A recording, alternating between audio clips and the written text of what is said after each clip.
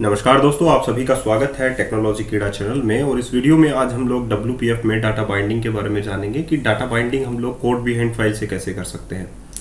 अगर आप लोगों ने लास्ट वीडियो देखा होगा तो हम लोगों ने डाटा बाइंडिंग की थी बाय यूजिंग करली ब्रैकेट्स, और बाइंडिंग हम लोगों ने यहाँ पर की थी। तो सोर्स से जो है हम लोगों ने बाइंडिंग की थी हाइट की और विड्थ की। एक्चुअली में हाइट और विड्थ जो है वो कोई भी प्रॉपर्टी नहीं है आप लोगों की कोड बिहाइंड फाइल में, लेकिन हम लोगों ने बोला था कि विंडो जो है वो इटसेल्फ हम लोगों को कुछ प्रॉपर्टी देता है हाइट एंड विड्थ, तो उसको हम लोगों ने डायरेक्टली डाटा कंटेक्स्ट के अंदर पास कर दिया था। This dot data context, this का मतलब यहाँ पर विंडो से है और हम लोगों ने इसको पास कर दिया था।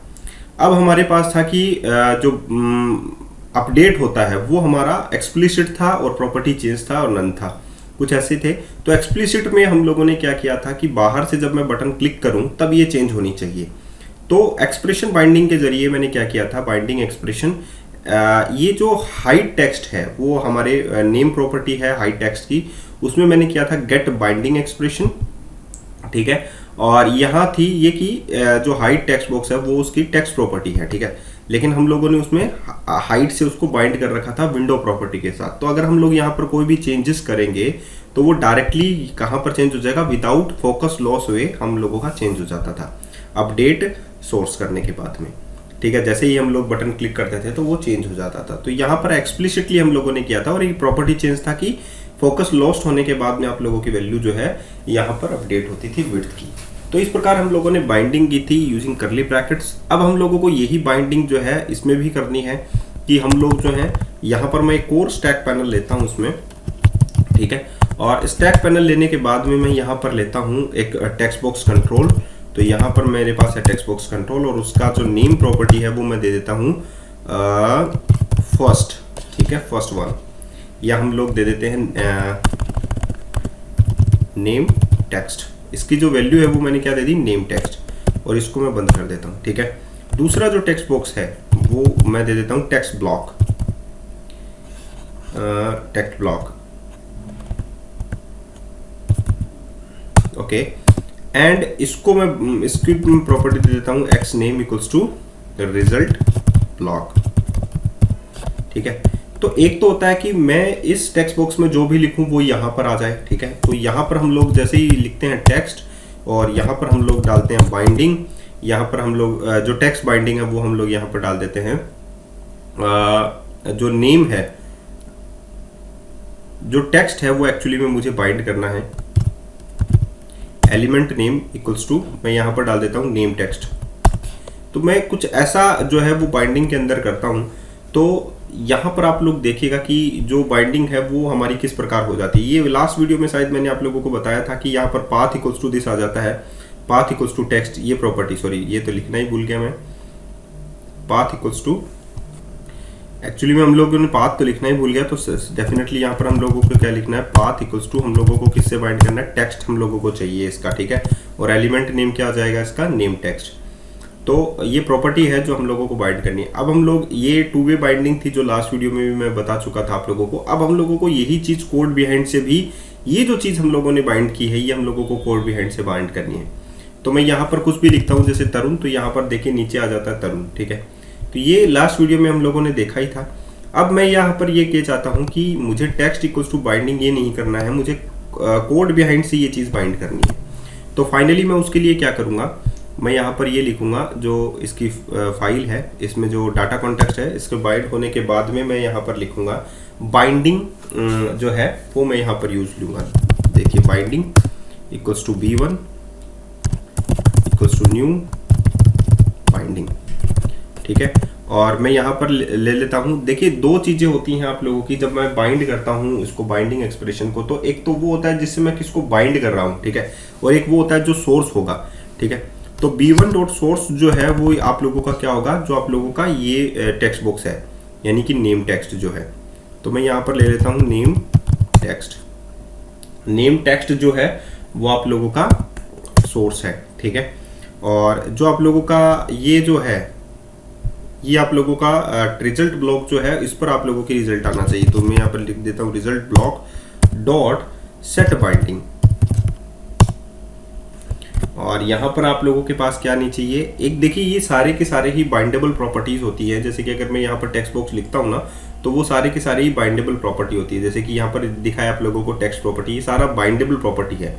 गो टू डेफिनेशन, लास्ट वीडियो में भी मैंने आप लोगों को बताया था कि ये बाइंडेबल प्रॉपर्टीज होती है। देखिए डिपेंडेंसी प्रॉपर्टी, ये सारी क्या होती है, डिपेंडेंसी प्रॉपर्टी, ठीक है। तो यहाँ पर आप लोगों को क्या करना है, जैसे कि मैंने यहाँ पर ले लिया binding B1 equal to new binding B1 dot source, जहाँ सोर्स आप लोगों को बताना पड़ेगा और यहाँ पर आप लोगों को डिपेंडेंसी जो प्रॉपर्टी है वो ऐड करनी पड़ेगी। तो डिपेंडेंसी प्रॉपर्टी टेक्स्ट ब्लॉक्स की क्या है, टेक्स्ट, मैं यहाँ पर लिखता हूँ, देखिए text block dot text property जो है वो एक डिपेंडेंसी प्रॉपर्टी है। और इसमें वैल्यू कहाँ से आनी चाहिए आप लोगों की, बाइंडिंग यानी B1 से, ठीक है। तो ये देखिए अब आप लोगों का, जब मैं इसको स्टार्ट करूंगा तो इसमें जो भी वैल्यू होगी वो आप लोगों की आ जाएगी, ठीक है। जो सोर्स होगा वहां से आप लोगों की वैल्यू जो है वो आ जाएगी। तो यहां पर देखिए, यहां पर by default system Windows dot control dot text boxes, ठीक है।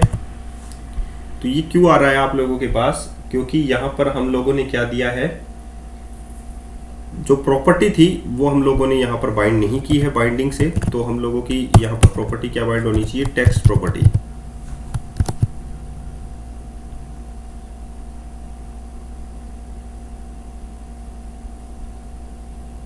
Okay.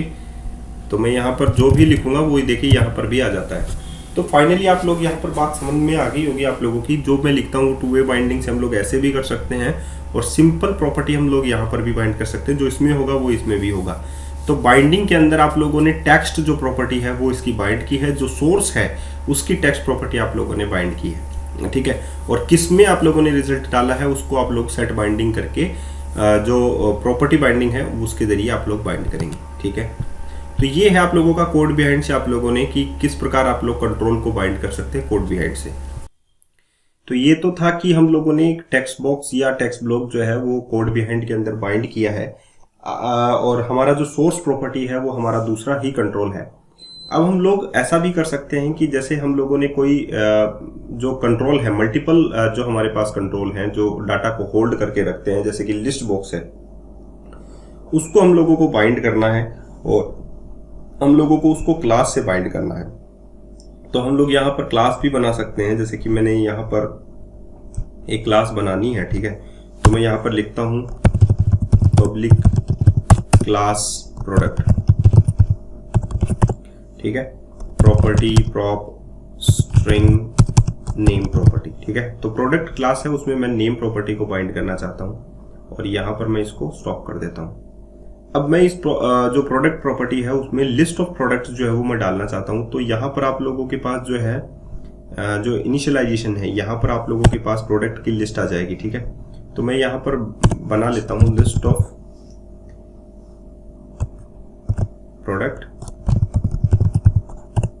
Products equals to new product. अब मैं इसमें कुछ डाटा भी डाल देता हूँ यहाँ पर। तो यहाँ पर मैं लिख देता हूँ लिस्ट ऑफ डाटा। तो यहाँ पर मैं डाल देता हूँ products dot add new product, ठीक है। और उसमें मैं यहाँ पर नेम में क्या डाल देता हूँ, नेम इक्वल्स टू जो प्रोडक्ट है वो क्या है, कैमरा, ठीक है।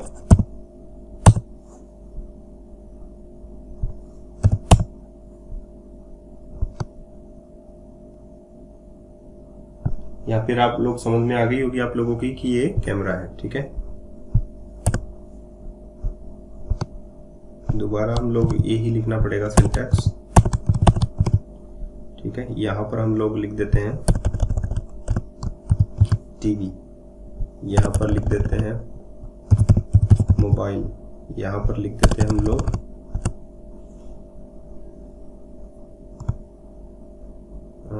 कुछ भी लिख देते हैं जैसे कि रेडियो, ओके। सो यहाँ पर हम लोगों ने 4 जो डाटा है वो इसमें डाल ली है लिस्ट में, ठीक है। इस लिस्ट को हम लोगों को उसके साथ बाइंड करना है लिस्ट बॉक्स के साथ। तो ये तो था आप लोगों का स्टैक पैनल। इसमें हम लोग एक डॉक पैनल ले लेते हैं, डॉक पैनल, ठीक है। और इसका मार्जिन हम लोग ले लेते हैं मार्जिन 10। तो सभी से 10 जो है वो मार्जिन छोड़ देगा। एंड फाइनली इस डॉक पैनल के अंदर हम लोग ले लेते हैं स्टैक पैनल और स्टैक पैनल का जो डॉक पैनल डॉट डॉक है उसको हम लोग राइट में असाइन कर देते हैं, ठीक है। और मार्जिन हम लोग ले लेते हैं लेफ्ट से 10, ठीक है, क्योंकि लेफ्ट में हमारे पास क्या आने वाला है, हमारे पास आने वाला है टेक्स्ट बॉक्स, ठीक है, सॉरी लिस्ट बॉक्स। और उसका जो नेम है वो हम लोग रख देते हैं लिस्ट 1, ओके। लिस्ट बॉक्स का लिस्ट जो है एक ये रख दिया। और एक डिस्प्ले मेंबर पाथ होता है हमारे पास, डिस्प्ले मेंबर पाथ, वो हम लोग जो प्रोडक्ट का जो नेम है वो रखना चाहते हैं, तो नेम हमारी प्रॉपर्टी होगी उसके साथ, ठीक है। इसमें हम लोग 3 बटन कंट्रोल रखते हैं। Button content equals to add product, और क्लिक इवेंट हैंडलिंग इस पर कैसी होती है, new click event handling, and finally इसको हम लोग बंद कर देते हैं, ठीक है। कंटेंट हो गया इसका। दूसरा है ऐड प्रोडक्ट, इसको हम लोग लिख देते हैं चेंज प्रोडक्ट नेम, और button click event handling call करते हैं इस पर। ये देखिए बहुत ज़्यादा आसान है, इतना कॉम्प्लिकेटेड जो है जितना आप लोगों ने WPF को बना रखा है उतना है ही नहीं एक्चुअल में, और इजीली बाइंड भी हो जाता है, इजीली आप लोग काम भी कर सकते हैं, ठीक है। अब हम लोग यहाँ पर क्या लिख देते हैं, डिलीट प्रोडक्ट, ठीक है। तो यहाँ पर ये डिलीट हो जाएगा प्रोडक्ट, ठीक है। तो सबसे पहले हम लोग एक नया प्रोडक्ट ऐड करते हैं। सो फाइनली हम लोग यहाँ पर जाएंगे और एक प्रोडक्ट जो है वो इसमें हम लोग ऐड करेंगे। कैसे करेंगे, जो हमारे पास प्रोडक्ट्स हैं, ठीक है, डॉट ऐड करेंगे, एक नया प्रोडक्ट हम लोगों को ऐड करना है। सो फाइनली हम लोग एक नया प्रोडक्ट कहाँ से ऐड करेंगे, उसका नाम हम लोग कुछ भी रख सकते हैं, जैसे कि ऐड हम लोगों को लिखना है। सो हम लोग न्यू प्रोडक्ट ऐड करेंगे उसमें, और फाइनली हम लोग जो नेम प्रॉपर्टी है उसमें लिख देंगे जो हमारे पास है, जैसे कि हमारे पास है वॉच, ठीक है। तो हम लोगों ने एक नया प्रोडक्ट जो है वो लिस्ट में ऐड कर दिया है। यहाँ पर आप लोगों को समझ में आ गई। हम लोगों को अब चेंज करना है प्रोडक्ट को। सो फाइनली हम लोग क्या लिखेंगे, प्रोडक्ट्स डॉट, अब हम लोगों को चेंज करना है, ठीक है। तो प्रोडक्ट्स में कि जो नेम है उस प्रॉपर्टी में हम लोगों को चेंज करना है। तो सबसे पहले हम लोगों को फाइनली चेक करना पड़ेगा जो आइटम सेलेक्टेड है, ठीक है। तो हम लोग क्या लिखेंगे, जैसे कि list 1 dot selected item, selected item is not equals to null, कि जो सेलेक्टेड आइटम है वो नल नहीं होना चाहिए, और जो सेलेक्टेड आइटम है वो एक प्रोडक्ट होना चाहिए, पहली बात है ना। तो हम लोगों ने लिखा list of list 1 dot selected item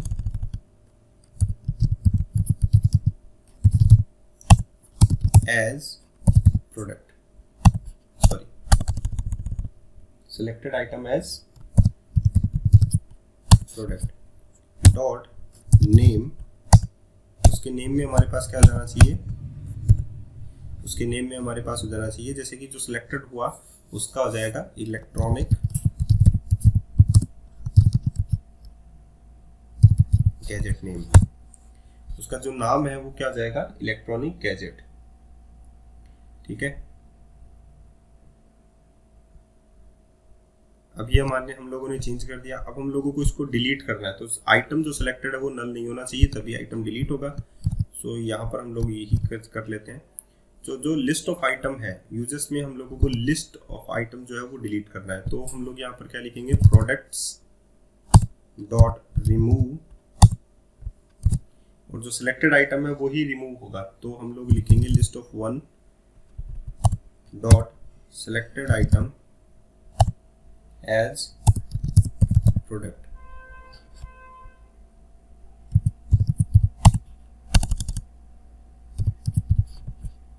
ठीक है। जो सिलेक्टेड आइटम होगा वो क्या हो जाएगा, रिमूव हो जाएगा यहाँ से। इतनी बात समझ में आ गई। एंड फाइनली हम लोग इसको रन कर लेते हैं।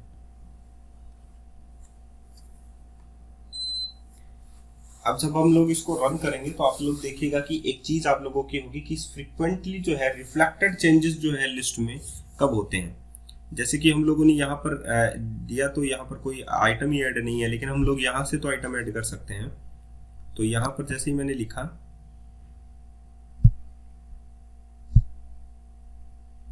तो लिस्ट में कोई भी चेंजेस जो है वो तुरंत नहीं हो रहे हैं, है ना। यहाँ पर प्रोडक्ट में ऐड नहीं हुआ, देखिए यहाँ पर, है ना, क्योंकि यहाँ पर हमारे पास आइटम सोर्स ही नहीं है। List one dot item source, sorry, equals to products. तो आइटम जो सोर्स है उस प्रॉपर्टी को मैंने इससे बाइंड कर दिया है। अब हम लोग एक बार इसको दोबारा से चेक करते हैं। देखिए यहाँ पर है camera, TV, mobile and radio. अब हम लोगों को एक प्रोडक्ट ऐड करना है इसमें। तो यहाँ पर कोई भी डाटा जो है, ये देखिए application is in breaking mode and item source control property inconsistent with item source inner exception है information of developer use text visualizer to read this। क्या दे दिया उसने, exception was thrown because the generator for control list box item count 5 with the name list 1 has received sequence of collection changed even that not agree with the current state of this items collection, the following differences was detected। okay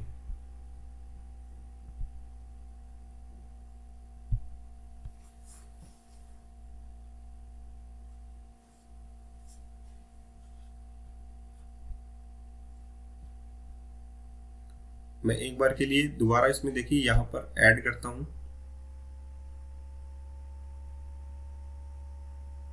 तो यहाँ पर कोई भी changes जो है यहाँ पर आप लोगों को दिखाई नहीं दिया। मैं कैमरा पे सेलेक्ट करता हूँ, चेंज प्रोडक्ट करता हूँ, कोई प्रोडक्ट चेंज हुआ नहीं हुआ। मैंने मोबाइल पे सेलेक्ट किया, इसको डिलीट करने की कोशिश की, कोई प्रोडक्ट डिलीट हुआ नहीं।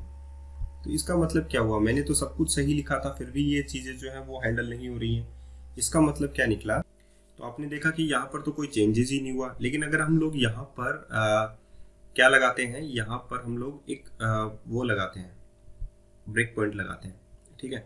और ब्रेक पॉइंट लगाने के बाद हम लोग इसको रन करते हैं और हम लोग देखते हैं कि प्रोडक्ट की लिस्ट में चेंजेस हुआ है या नहीं हुआ है, ठीक है। और वो हमारी यूआई में कुछ चेंजेस हुआ है या नहीं हुआ है वो भी हम लोग चेक कर लेते हैं। तो प्रोडक्ट्स में टोटल आइटम हम लोग चेक करेंगे। जैसे कि मैंने यहाँ पर लिखा ऐड प्रोडक्ट्स, ऐड प्रोडक्ट्स करते ही यहाँ पर डिबगिंग पॉइंट हिट हो गया और हम लोग यहाँ पर देखते हैं कि प्रोडक्ट्स में टोटल आइटम नंबर कितने हैं, 5। इसका मतलब आप लोगों के प्रोडक्ट में आइटम तो ऐड हो गया। आप लोग देखिए वॉच, ठीक है, और यहाँ पर आप लोग देखिए रेडियो, यहाँ पर देखिए मोबाइल। तो लास्ट में जो हम लोगों ने ऐड किया था वो वॉच ही तो किया था, तो मतलब वॉच तो आप लोगों के ऐड हो गया, लेकिन वो आप लोगों की यूआई में आप लोगों को नहीं दिखाई दिया।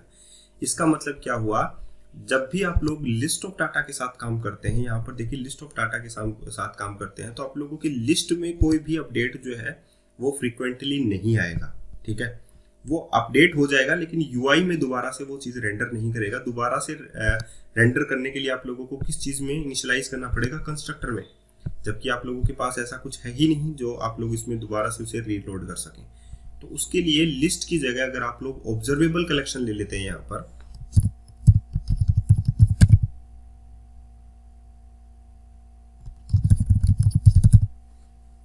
ठीक है, ऑब्जर्वेबल कलेक्शन, ऑब्जेक्ट मॉडल। तो आप लोगों ने यहाँ पर क्या यूज कर लिया, ऑब्जेक्ट मॉडल आप लोगों ने यहाँ पर यूज कर लिया इंस्टेड ऑफ लिस्ट। जब आप लोग ऑब्जर्वेबल कलेक्शन यूज करोगे तो आप लोग देखना कि आप लोगों के पास जो डाटा है वो कैसे चेंज होता है, ठीक है। तो यहाँ पर मैंने इसको हटा दिया, ये देखिए। तो जो ऑब्जर्वेबल कलेक्शन था वो हमारा लिस्ट की जगह मैंने रिप्लेस कर दिया है। अब हम लोग ऐड यूजर और डिलीट यूजर पर फोकस करेंगे, चेंज यूजर पर फोकस नहीं करेंगे, क्योंकि जो ऑब्जर्वेबल है वो एक लिस्ट ऑफ प्रोडक्ट्स है यहाँ पर। तो मैंने यहाँ पर लिखा ऐड, तो जैसे ही मैंने ऐड लिखा तो देखिए यहाँ पर वॉच ऐड हो गया है। दोबारा से अगर मैं ऐड बटन पे क्लिक करूंगा तो दोबारा से एक वॉच ऐड हो जाएगी, ठीक है। अब मैं इस वॉच को डिलीट करना चाहता हूँ तो मैं डिलीट प्रोडक्ट पे क्लिक करूंगा तो ये डिलीट हो गया, इस पर डिलीट करना चाहूंगा तो डिलीट हो गया। तो डेफिनेटली आप लोग ये समझ में आना चाहिए कि ऑब्जर्वेबल कलेक्शन जो है वो एक ऑब्जेक्ट टाइप बाउंडिंग है जो कि आप लोगों का इजीली यूआई में भी चेंजेस कर सकता है। तो हमारे पास दो ऐसे ऑप्शंस हैं जिसमें आप लोगों के पास ऐसा आप लोग कर सकते हैं WPF के अंदर, ठीक है। तो WPF जो है वो बहुत अच्छे सॉल्यूशन के साथ आया, ऑब्जर्वेबल कलेक्शन और आई नोटिफाई प्रॉपर्टी चेंज इंटरफेस के साथ, ठीक है। तो इसमें हम लोग किसके साथ डील करते हैं, डाटा सोर्स के साथ, ठीक है। लेकिन अगर हम लोग चेंज प्रोडक्ट करना चाहेंगे तो मैंने देखिए यहाँ पर टीवी में लिखा और यहाँ पर मैं लिखता हूँ चेंज प्रोडक्ट, तो यहाँ पर नहीं हुआ। क्यों? क्योंकि ये डायरेक्टली डील किसके साथ कर रहा है? नेम के साथ। यहाँ पर देखिए मैंने जब ऐड किया, जैसे फर्स्ट में ऐड किया तो यहाँ पर प्रोडक्ट्स डॉट ऐड हुआ, इसका मतलब मैं डील किसके साथ कर रहा हूँ? लिस्ट के साथ, जो कि ऑब्जर्वेबल टाइप है। तो ये डायरेक्टली चेंज आप लोगों का यूआई में कर देगा। लेकिन अभी मैं डील किसके साथ कर रहा हूँ? चेंज में डायरेक्टली मैं लिस्ट डॉट आइटम डॉट ये तो हो गया, ये हमारा कंट्रोल नेम है। यहाँ पर कोई भी लिस्ट से संबंधित डाटा जो है मैं यहाँ पर अपडेट नहीं कर रहा हूँ, ना ही मैं कुछ और कर रहा हूँ। मैं डायरेक्टली इसके नेम में चेंज कर रहा हूँ, जो कि हमारे पास कॉम्प्लेक्स डाटा टाइप यानी कि क्लास है हीरा। ठीक है, तो मैं नेम के अंदर ये चीज जो है वो कर रहा हूँ। ये आप लोग समझ में आ गई होगी आप लोगों को। तो यहाँ पर ये आप लोग देखिए कि मैं डायरेक्टली नेम में चेंज कर रहा हूँ। अगर मुझे डायरेक्टली नेम में चेंज करना है तो मुझे यहाँ पर ऐड नोटिफाई प्रॉपर्टी चेंज जो है एक प्लगइन आता है, वो आप लोग यूज कर सकते हैं, या आई नोटिफाई प्रॉपर्टी चेंज आप लोग क्लास में भी या यहीं पर भी आई नोटिफाई, इस क्लास को आप लोग किससे इनहेरिट कर सकते हैं? आई नोटिफाई प्रॉपर्टी चेंज से इनहेरिट कर सकते हैं। तो अगर आप लोग आई नोटिफाई प्रॉपर्टी चेंज से भी इनहेरिट करेंगे तो भी आप लोगों का जो चीज है वो शानदार तरीके से हल हो जाएगी। अगर आप लोग ऐसा नहीं करना चाहते और आप लोग प्लगइन यूज करना चाहते हैं तो मैं वो बता देता हूँ। तो यहाँ पर हम लोग एक प्लगइन लेते हैं, तो I add notify property change लिखने की अब आप लोगों को कोई ज़रूरत ही नहीं है, क्योंकि वो कोड थोड़ा सा बड़ा हो जाता है, इसीलिए मैं उसको अब जो है फॉलो नहीं करता। तो प्रॉपर्टी चेंज लिखने पर देखिए यहाँ पर 9.38 मिलियन डाउनलोड जो है उसके हैं प्रॉपर्टी चेंज डॉट फूडी, और इसको हम लोग इंस्टॉल कर लेते हैं। जब मैं इसको इंस्टॉल करूँगा तो आप लोग देखिए कि मुझे प्रॉपर्टी चेंज कैसे करनी है। ठीक है, एक्सेप्ट, ओके। सो मैं यहाँ पर आता हूँ अब CS फाइल में, और यहाँ पर जो क्लास ऊपर है इस पर एक एनोटेशन डाल देता हूँ, add I notify property change interface. Okay, तो मैंने यहाँ पर एक इंटरफेस डाल दिया, add notify property change interface, add I notify property change, और ये किस में आ जाता है? प्रॉपर्टी चेंज इंटरफेस में। तो यहाँ पर आ गया आप लोगों के पास add I notify property change interface. अब हम लोग इसको रन करते हैं। तो पहले जो प्रॉपर्टी चेंज इंटरफेस के लिए आप लोगों को एक नोटिफाई प्रॉपर्टी चेंज इंटरफेस लिखना पड़ता था, मेथड बनाना पड़ता था। अब डायरेक्टली आप लोगों को ये एनोटेशन जो है वो आप लोगों को यूज करना है। ठीक है, अब मैं इसमें डायरेक्टली वो चेंज करके आप लोगों को दिखाऊंगा कि नेम प्रॉपर्टी में भी आप लोगों का डायरेक्टली चेंज हो सकता है। जैसे मैंने टीवी को चेंज किया, चेंज प्रोडक्ट, तो ये इलेक्ट्रॉनिक गैजेट हो गया। ठीक है, इसको भी मैंने अगर इलेक्ट्रॉनिक गैजेट करना है तो इलेक्ट्रॉनिक गैजेट कर दिया। एंड फाइनली ऐड प्रोडक्ट आप लोगों का हो जाता है, आप लोगों का डिलीट प्रोडक्ट भी हो जाता है। तो ये हो गया आप लोगों का CRUD ऑपरेशन। बेसिकली हम लोगों ने यहाँ पर कर दिया है add I notify property change interface, मैंने बता दिया आप लोगों को। और यहाँ पर मैंने एक ऑब्जर्वेबल कलेक्शन भी बता दिया कि लिस्ट में अगर आप लोगों को फ्रीक्वेंटली UI में चेंज करना है तो आप लोग बाउंडेबल प्रॉपर्टी यानी ऑब्जर्वेबल कलेक्शन काम में लेंगे इंस्टेड ऑफ लिस्ट। ठीक है, तो आई होप आप लोगों को मजा आया होगा इस वीडियो को देखकर, और मैं यही आप लोगों से होप रखता हूँ कि प्लीज़ टेक्नोलॉजी क्रीड़ा को सब्सक्राइब कीजिए और इसे आप लोग शेयर भी कीजिए, ताकि मुझे प्रमोशन मिल सके और मैं आप लोगों के लिए फुल टाइम जो है वर्क कर सकूँ। प्लीज़ आई रिक्वेस्ट यू, मेरी हेल्प कीजिए।